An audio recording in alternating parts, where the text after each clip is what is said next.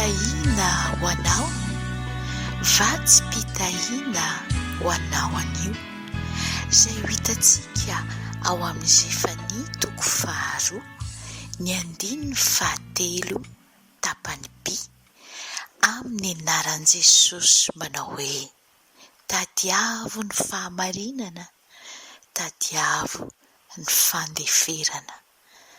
Amen. Hiaraka hivavaka isika. Jesosy malalo, ianao lay tsy mba sasatra ny miala-nenina aminay isan'andro isan'andro.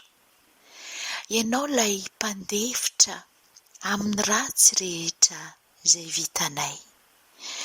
Lay fitiavanao anay, lay tsy miova omaly sy anio ary mandrakizay. Isaoranay ianao izany. Misaotra ny amin'ny teny izay mampatsiahy anay mandrakariva ny sitraponao.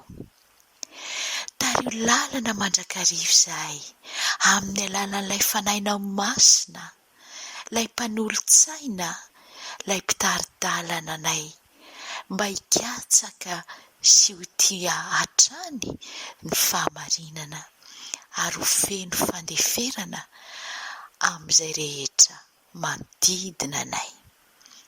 Azony mafy ary izay Jesosy fa tsy mahazona anao, mba tsy hiala amin'ny teninao fa mba ho mpankatoa, ho tia fahamarinana sy feno fandeferana tahaka anao. Dia amin'ny anaranao irery ihany nanaovanay izany vavaka izany. Misaotra Jesosy malalo.